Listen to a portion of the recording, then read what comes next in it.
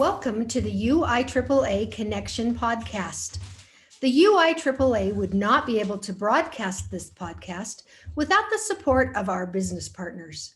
Thank you to all of the gold and silver business partners of the UIAAA, BSN Sports, and our contact, Jeremy Macy. Final Forms, AMP, with contacts Julie Renner and Clay Burnett.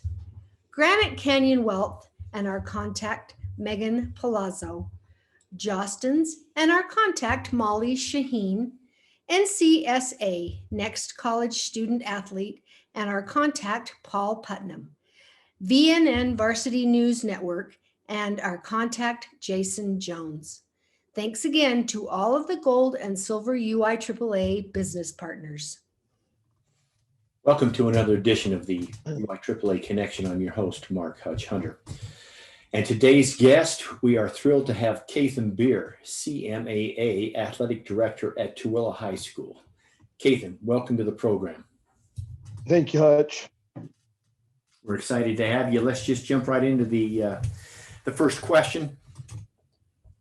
Give us some little background about where you grew up, where you went to high school, college, and maybe if you played some sports in your younger days, that type of a thing.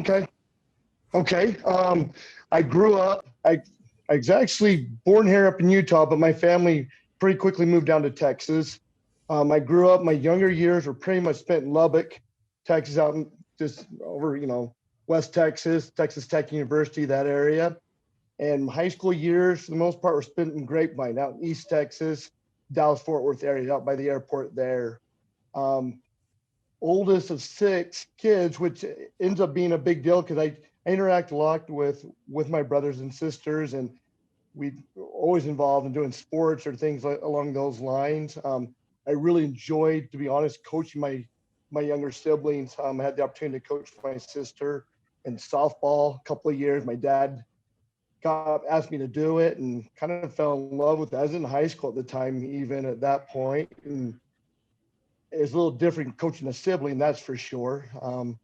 We had some conflicts on the mound. She was a pitcher and had some fun doing that. Growing up, sports was always a big deal for me. I was involved in pretty much anything. Growing up in Lubbock, Texas Tech would have a sports camp every year. And it was a week-long sports camp, and several years my parents took me to that, and a whole bunch of different, kind of just introduced you to sports in general. Sports was such a big deal that my parents got me a journal when I was young, and they were a little disappointed. Oh, my wife was actually more disappointed in me because she picked up my journal one day I was probably 8, 9 years old, and all that's in there were Cowboy scores and Texas Rangers scores. I would maybe mention that Grandma and Grandpa showed up, and meanwhile the Cowboys won or the Cowboys lost or the Rangers won or lost. I'm diehard Rangers and Cowboys fan. Grew up down there, so that's how that gets going. But I was involved. I've been involved in a bunch of different activities. Actually, was on a tennis team for a little bit in junior high. We had a junior high tennis team. I also grew up playing soccer, played some select soccer, played baseball. Kind of a little bit all over the place there growing up. And then high school, continued kind of with soccer and baseball. But to be honest, I wasn't one of those star athletes. It was one of those situations. And looking back on it now, maybe it was a function of the family I grew up in. Parents that have a lot of maybe resources or whatever to put me in a bunch of programs. Mm-hmm. And that probably hurt me a little bit, but it gave me some different perspective as far as, I wasn't the stud. I was never the stud on the team. I wish I was, but that just wasn't to be. But I graduated from Grapevine High School. Like I said, that's the Metroplex area of Dallas-Fort Worth, and went to BYU after that. I served a 2-year mission for the Church of Jesus Christ of Latter-day Saints down in South Africa. I was in Johannesburg right before Mandela took over. I was in Joburg. I was in Joburg. I was there right before Mandela. is my son was in Cape Town back in, Oh, was he? I want to say 2000. Oh, let's see. It's got to be 2001 to 2003, maybe Really? 2004-ish. I was there 92 to 94. So I was there at the end of apartheid. Nelson Mandela took over, was elected president April of 94, and I left in March of 94. So I was there right at the end of apartheid. Well, so, okay. So since we got on that topic, so how was that? I Yeah. mean, being in a foreign country, one with apartheid, and then having that end, was that a little bit scary, or being someone from outside the country, how was it to watch all that happen? Well, it was strange because I felt like growing up in Texas. I mean, you're in the South and Bible Belt, and it definitely has its history of racial divide. I'd gotten off a plane into the 1950s because they had separate restroom facilities, separate drinking fountains. I mean, it's everything I had grown up with, and I had seen a little bit of is growing up in Texas. I was bused in elementary and junior high. We were forced to be bused to school across town and vice versa. So going down there, that's what I felt like. I felt like everything I had read about in the history books, that's where I was at. So it opened my eyes though to a lot, and it's had a huge impact on maybe the way I see things. And I appreciate that because had the opportunity to work in the Black Townships for the last year of my mission, and absolutely loved it. Loved the people. Played a lot of soccer down there with them, with the little tennis ball in between the bricks. I mean, they didn't have much, but they loved their soccer and loved that opportunity. It really shaped kind of where I am today a little bit, to be honest. Wow, that's fascinating. Thanks for sharing that. So then you go to BYU. Yep. Maybe did you meet your spouse there? I did. I met her. She's from actually Lehigh, but we were working together over the summer at one of the student cafeterias down there, and that's how I got to meet her. And then I graduate from college. I graduated from BYU in 1997. I'm a social studies composite major. So being as it is in the state of Utah, we're a dime a dozen. So my first year out of college, I substitute taught. My wife wasn't quite done with her degree, so we were sticking around. And then one day I get a phone call from the vice principal of the school I had graduated from. And she said, "We want to hire you." And I said, "Okay." I said, "When do you want me to come down for an interview?" And she said, "No, we want to hire you." I said, "Well, I just got out of school. I don't know you." Well, it ended up being my ninth grade English teacher, but she'd gotten married, so I didn't recognize the last name and wasn't on a first name basis with her. She goes, "I remember you as a student. We want you to come work here, but we'll do an official interview over the phone, and then we'll have you come down, in August and get set up." And I get down there, and one of my mentors, one of the guys I really look up to was the baseball coach at the high school. Like I said, I didn't play a whole lot, to be honest. We had moved for just a year to Omaha, Nebraska, and I kind of interrupted a lot of my sports playing or whatever. But he walked up to me after the first opening faculty meeting, and he says, "Do you still love it?" I said, "What are you talking about?" I said, "Baseball." He goes, "Yeah." "Do you still love it?" I said, "Yeah, I love it." He goes, "Come coach with me." So he put me on as the sophomore head coach, which said a lot to me because, like I said, I didn't play a whole lot for him, but he recognized, I mean, I had some skill, like I said, I wasn't a stud, but I had a passion for the sport. And to be honest, I thought after high school, I was done being involved in sports. I went to school to become a teacher, didn't think there was an opening for me, but yet here this door flew wide open.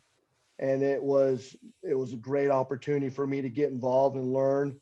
I think he got to 300 wins. I mean, he was around. They had a lot of success in the state of Texas with his program. So it was real good for me to be around that and to learn from him. So that's standing back in Grapevine then. Yep, it's there back in Grapevine. So I coached a couple of years there, and I remember one day we were playing a team. Like I said, I had the freshman sophomore team as head coach, and the team in the other dugout, there's some language issues coming out of there. He pulled me aside. He said, Catham, we will never, ever hear that out of our program. If you do, you forfeit the game, you get on the bus, you come back and you run them. We will never represent, we will never do that. And he goes, I will never allow language on the field. And you never did. And he had policies. I mean, for every swear word, for every letter in a swear word, it was 1 mile. And so you're almost automatically 4 miles starting out. So, but it had a huge impact because it showed me that you can be successful and do it with a lot of class. You don't have to give up your values or what you stand for to win. It's not win at all costs. It's, let's bring good young men in a program and let's make them better and let's have some success doing so. So I love that opportunity I had to work with him. Excellent. Thank you for sharing that. Let me ask you on a totally unrelated topic. So, go for it. Because I've only been to Grapevine once, and it was at the national conference back in 2000 and I want to say 2009. It's at that there's a Gaylord Hotel there. So my question is, I didn't live too far from there. So was the Gaylord Hotel there back when you were in Grapevine? Because you go to the national conference and it's there, and you're kind of hostage isn't the right word, but that's unless you had a car, that's where you spent your whole time. Yeah, growing up, it wasn't there. I don't know when that got built. When we moved back, I think it might have been there. In fact, I think it was. I think it was just kind of barely open. So I was back there. I taught down in Texas from 98 to 2001. And I think that's probably about the time it came online, somewhere in that time period. And we actually lived in a townhouse not even a mile from there or so. I mean, so I'm guessing because, and the only reason I know this is because I've been in the room. They put that college football playoff on every Tuesday or whatever. Those people meet at the Gaylord in Grapevine there. And I was fortunate to be on the board back in 2009, the NIAAA board. And the room that we met in is the exact same room where these people are. And of course, we didn't have all the TV set up and all that type of thing. So that's interesting. So you mentioned when we were down there, like I said, we lived that part of Grapevine. Growing up, I was on the other side of Grapevine, but that's where we moved down. After I was married, that's where we lived. So I know the area well. Okay, so you mentioned one of your mentors, your high school baseball coach that you worked with. Are there other people that had influence in your life, either growing up or since you've become involved with the UIAAA or since you've been involved here in Utah? Yeah, there's been, well, I'd be remiss if I didn't mention the principal who offered me this position. He came up to me. He was his name is Jeff Ham, and he came up when he had just been hired. This would have been, this is my 6th year as being an AD. This was like 2015. 2015. He came up to me. He'd just been hired. He said, "So you're going to apply to be an AD? You're going to apply for the opening?" And I said, "Are you crazy? I'm not that stupid." That was my response. That was my response. And I went home and I told my wife, and she goes, "Yeah, I think you're about that stupid." She goes, "You love being involved with the kids. You've loved coaching. I coached baseball for 16, 17 years. She goes, "You go to things anyway." She goes, "Yeah, you're about that stupid. So why don't you just put in and see what's going to happen?" And so, Jeff was that principal. And so we learned the position because he'd been a principal before, but it's more of an elementary. He'd coached high school basketball, but we kind of learned the AD high school principal job together. So I still go to him. He's still involved in our district, no longer a principal here, but at the district level. And I still rely on him and contact him for advice. And of course, there's my wife. I mean, she pushed me into applying. Honestly, if she hadn't said anything, I probably wouldn't even taken the chance. And I'm grateful I did. And she is a high school teacher. We teach at the same high school. We're both at Twilla, and she's involved in student government. And so she understands what the hours. It makes it real easy. Hey, I got to stay till 9 o'clock tonight, or stay till whatever. And she gets it. She doesn't always like it, but to be honest, I don't always like not being home either, but she understands and is very supportive of that. And And I've had other high school teachers that had a huge role in like my career path and everything. But as far as my athletic directing, those are the ones that really got me started. Excellent. Well, that's you've obviously answered my next question: is why did you decide to apply for the job? But you've answered that. So let's go Yep. down another path. So since you first started as athletic administrator 6 years ago to today, how has the job changed? Well, 2020 changed everything just by itself. I was actually talking to one of our coaches, a couple of our coaches this morning, and I told them about this podcast and was telling them about one of these questions and how has it changed. That first July that I was hired, I was worried about buses and officials, and just praying that I was going to have an official and I was going to have my team to where they need to be or whatever. Now it's more of an administrative role. Our district, in Tulare County School District, when we started out, I taught. I was still teaching full time. I taught AP Government and AP Human Geography. And then I went to halftime, and now I'm a full-time AD, and I'm not in the classroom anymore. As it should be. As it should be, absolutely. Because I look back and there's no way. I don't know how I did it. I probably didn't do it well because I didn't have the time. There's only so many hours in a day. So I probably didn't do as well as I could have.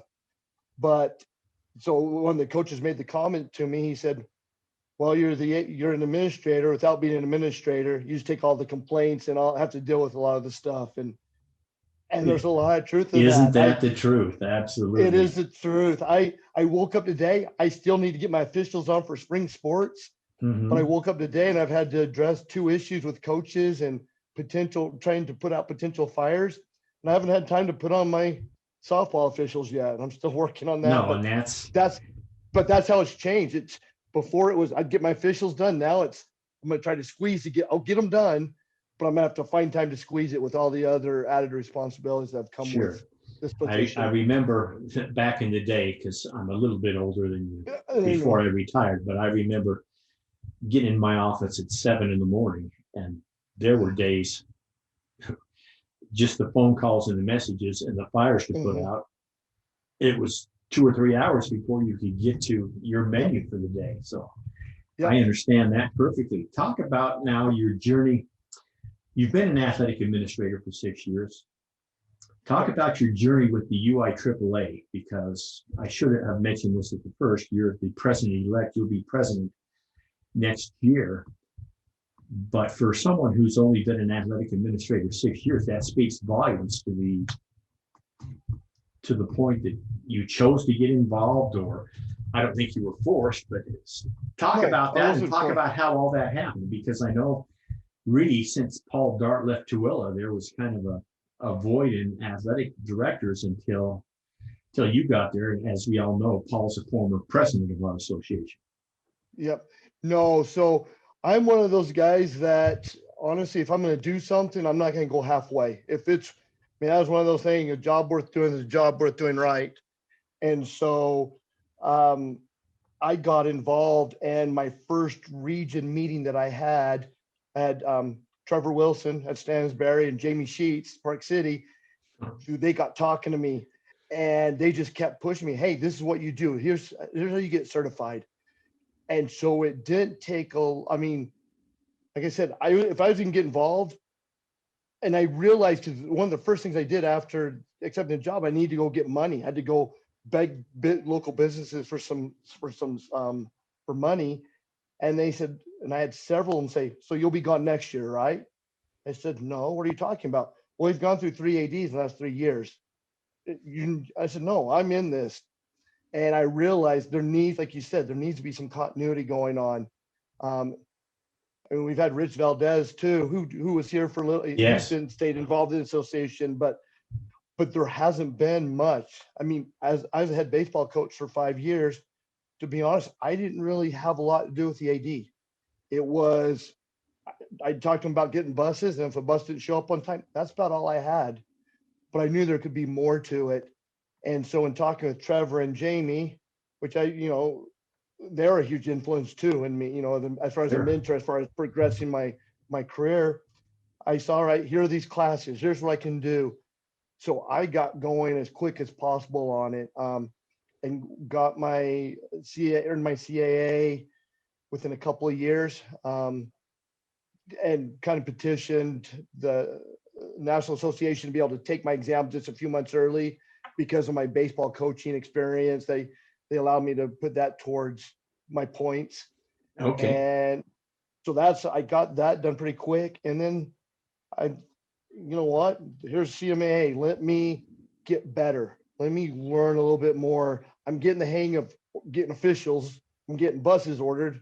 What more can I do to better the program, to make it a place that kids want to be and be involved? And once again, turned to those same guys and said, hey, what do I need to do? And Jamie at the time had just done his oral presentation of his CMA project, and he walked me through that, and I got that taken care of in the next couple of years. Got my project done and presented and earned that designation last school year. So That's awesome. You may be the best interview I've had so far because you've answered two of the questions before I got there. I was going to ask you about your path between the CAA and the CMAA. You went down that so great and explained it. So well, and I think, and what happened is with my CMAA, we had with Stansbury and Twilla's rivalry, we'd had a few games get kind of ugly. We had a couple of ugly incidences, and we meet as a district with the principals and the other ADs every couple of months. And I just made a comment in a meeting. I said, we got to clean this up. This can't be happening anymore. And Trevor and I got talking, and we put together a sportsmanship summit for the kids in our school district, and brought these rivals in for a half day, 4 or 5 hours of some class time, but also some play and some food, and did that. It went well. The problem is this year we were going to do it again as a district, but COVID kind of shut that down. So we'll have to pick it back up. But what the plan is in the district is for different ADs to head it up. So it's not just me doing it every year. Next year, Trevor, for example, would take it over, but as ADs, we'd all support and do what we can to help it. Let one person lead out, but it worked out really well. Excellent. Let me go down this road because you're the beneficiary of having two athletic administrators at the time, former presidents of the association. So I know you mentioned that a little bit. So what's it like is it easier to get involved, or because obviously you have Jamie, you've got Trevor there. And so I think that's got to be a big benefit to you. Well, I think it's huge. I think as ADs, I think any professional, I mean, whether it's a teacher, whether it's an AD or any other type of profession, it's always easier to do something when you feel like you got someone has your back, where someone's pushing you to stretch yourself and to be better. That's always, and definitely having past presidents. But to be honest, at the time, that didn't mean anything to me. It really wasn't, oh, here they are, past presidents. It was, look, here's some colleagues want me to get better and pushing me to get better. And that's what meant the world. Titles are great, but titles come and go. You know, as you mentioned, I'm president-elect, I'll be president. But after that, I better not change that much where all of a sudden I'm not willing to help someone else out. And I see that connection. And the people who have help in any walk of life, they're more invested. They're willing to work and to do what it takes to get better. And then everyone gets better from there. Good answer.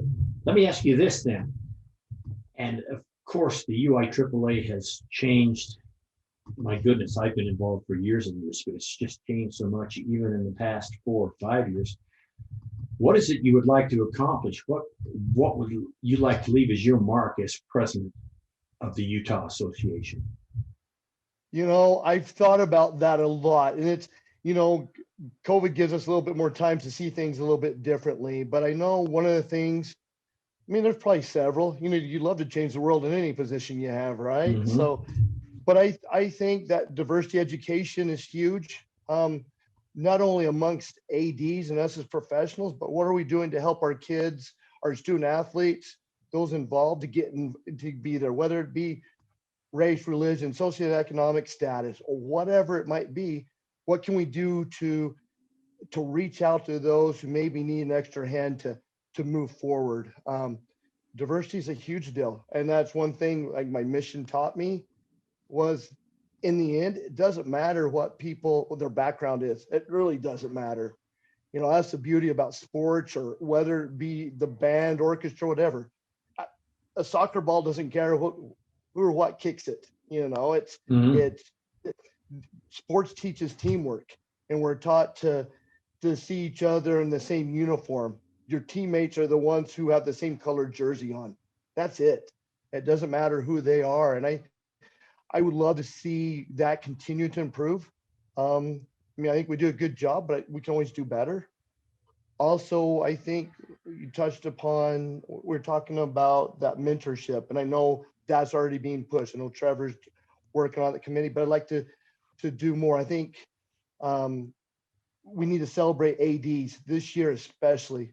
Athletic directors have taken the brunt of a lot of things. As I talk to other athletic directors when I go to games and go to meetings, we're all testing now. We're all, COVID testing. We're doing everything on top of these things and spending extra hours. Athletic directors across the state are doing a heck of a job, and they need to be recognized, and they need to be running their regions and being involved, because they're on the front lines and they're doing a great job, and that needs to be celebrated. Thank you for sharing that. Tell me, what's the favorite part of your job? Watching the kids be able to participate. That's what it comes down to.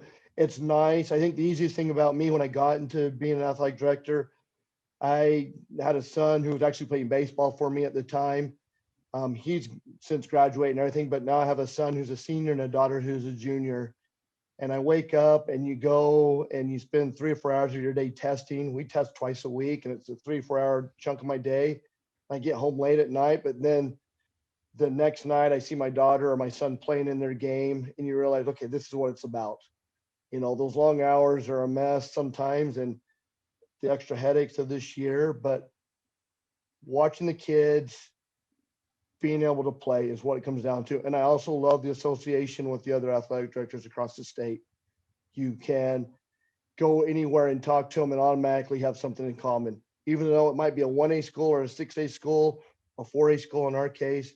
It doesn't matter. We're all doing a job, and it's all stressful, and no one understands it except for other athletic directors. So that camaraderie I love that. I love going to the state and national conventions because of that. You remember, okay, this is why I'm here, and I'm not alone. There's other people who are in the same boat, and I can reach out to them. So I really enjoy that part of it, that aspect of it. Thank you for sharing that, because that's really a common theme with pretty much every guest we have on here. Speaks about that networking, that friendship that you have with athletic directors. I've mentioned this in a few podcasts. You go to a coach's clinic, and there's a lot of X's and O's, and they'll have guest coaches speak, and they give you a lot of information, but they don't give you all the information. They give you all the general stuff. They don't give you the nuts and bolts. They just give you the general stuff. But when you go to an athletic director conference, either nationally or in Utah, people are sharing left and right. Well, you're not, I think, and I've noticed that too, because I'd go to baseball conferences and everyone tells you up to a certain point, but they don't want to give you the ultimate secret, because that may be a competitive advantage is gone. In the end, as an AD, you're hoping to make a whole school, a whole region better. And so anything you can do, here's everything I have. I'll share everything. You adapt it to your situation. Every situation is different. So I agree. I love that part of it.